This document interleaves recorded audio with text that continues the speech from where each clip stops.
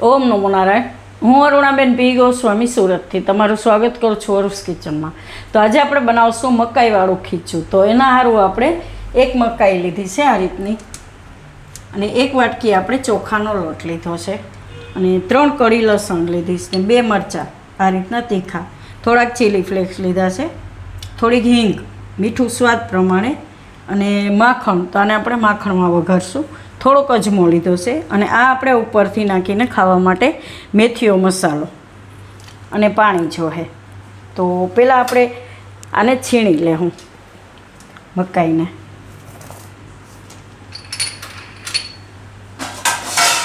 તો તમે દાણા કાઢીને મિક્સરમાં ક્રશ કરી શકો ને, તો આ રીતે એકદમ આરામથી છીણાઈ જાય મકાઈ આપણે.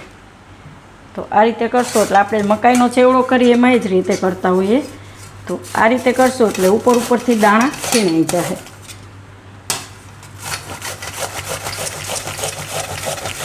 આ રીતના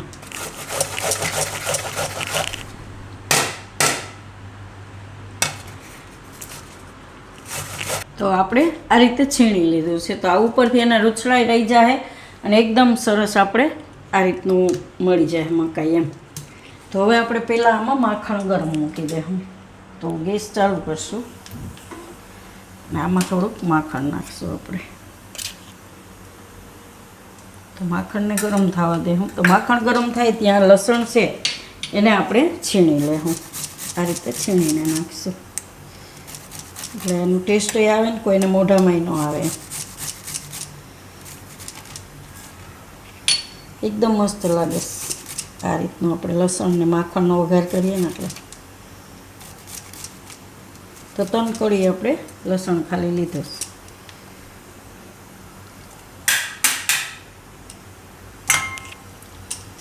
અને મરચી. તો આ લીલા મરચાં છે એને આપણે આ રીતે ઝીણું કાપી લેવાનું. તો તમે તમારી ટેસ્ટના હિસાબે તીખાશ વધારે ઓછી કરી શકો એમ. આ રીતે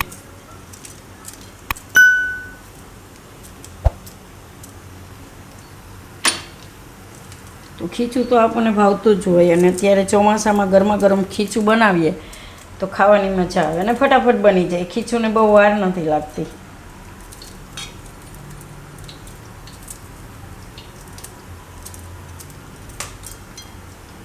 તો હવે આપણે આ માખણ આપણું થઈ ગયું છે ગરમ. તો એમાં નાખી દઉં હું આ મરચાં અને લસણ બે.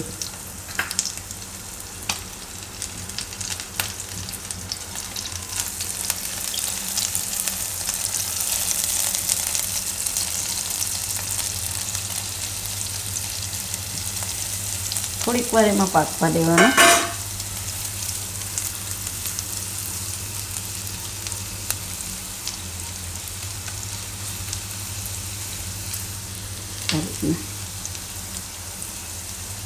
હવે આમાં હિંગ નાખી દઈએ આપણે.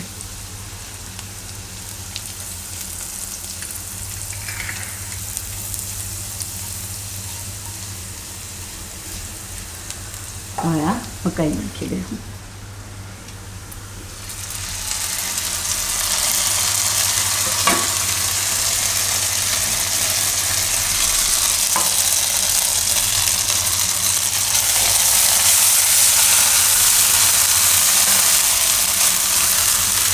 તો આમાં આપણે બીજા મસાલા નાખી દઈએ.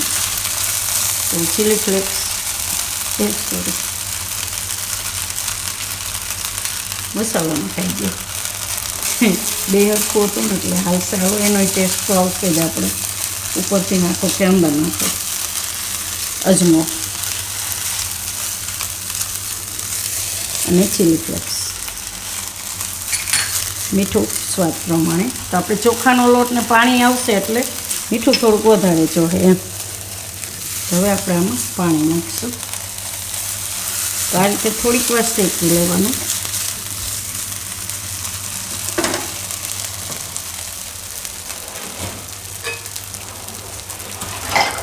તો આપણે જે વાટકી લોટ લીધો છે એ જ વાટકીથી આપણે પાણી નાખીશું. તો 1 વાટકી છે તો આપણે 2 વાટકી પાણી નાખીશું આમાં.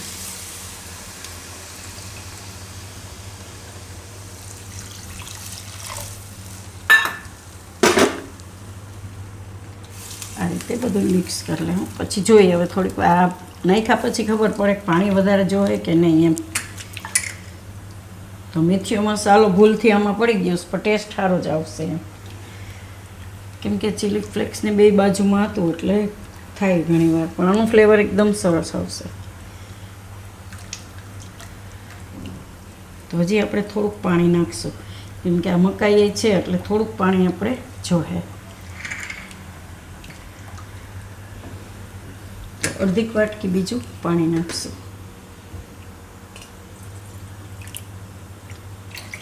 તો આને આપણે હવે ઉકળવા દઈએ.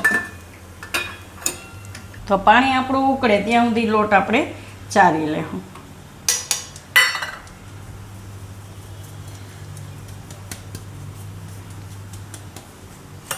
આ રીતે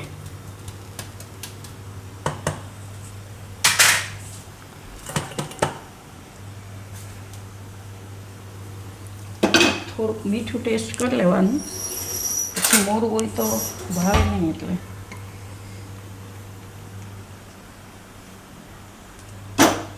એકદમ આવું કરવું જોઈએ, મેઇન વસ્તુ પાણી એકદમ ઉકળી જવું જોઈએ આપણે.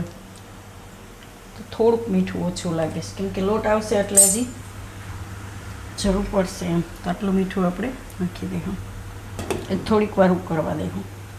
તો પાણી આપણે એકદમ સરસ ઉકળી ગયું સારી રીતે. હવે એમાં આપણે લોટ નાખી દઈશું ચોખાનો. તો થોડો થોડો લોટ નાખતા જાઉં ને મિક્સ કરતા જાઉં આપણે.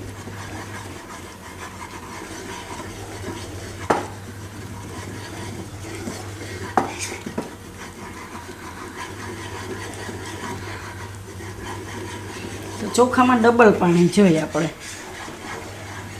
1 વાટકી હોય તો 2 વાટકી. આ રીતે વેણેથી હલાવતું જવાનું અને મિક્સ કરતું જવાનું.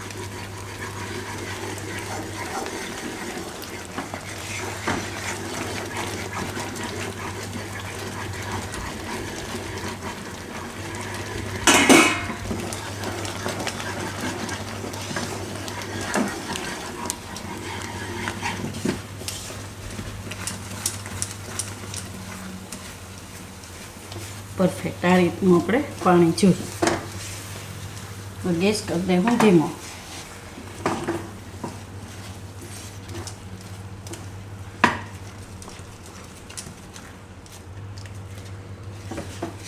તો એક ભૂલથી એ રીતનું આપણે છે કે મસાલો એમાં અંદર નખાઈ ગયો, એનાથી ટેસ્ટ એકદમ સરસ આવશે.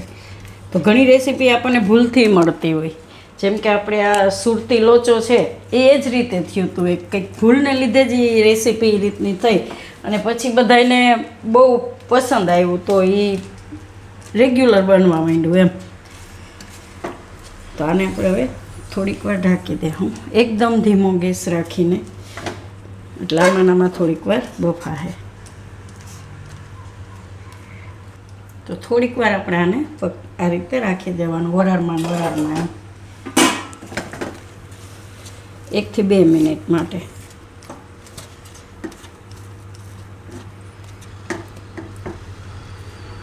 તો હવે આપણે ગેસ બંધ કરી દઈશું અને આપણે કાઢી લઈશું પ્લેટમાં.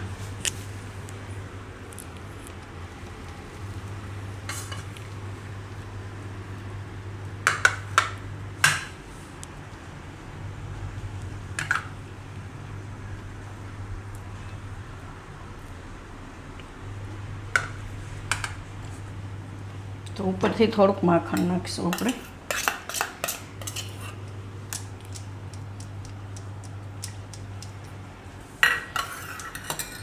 ને થોડોક મસાલો મેથી ઉપરથી.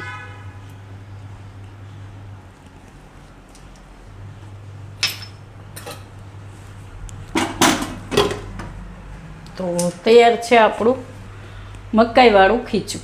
તો જો તમને મારી આ રેસીપી પસંદ આવી હોય તો એને લાઈક કરજો, શેર કરજો અને મારી ચેનલને સબસ્ક્રાઈબ કરજો અને બેલ આઇકન દબાવવાનું ના ભૂલતા. કમેન્ટ કરીને કહેજો કે તમને કેવું લાગ્યું આ મકાઈવાળું ખીચું.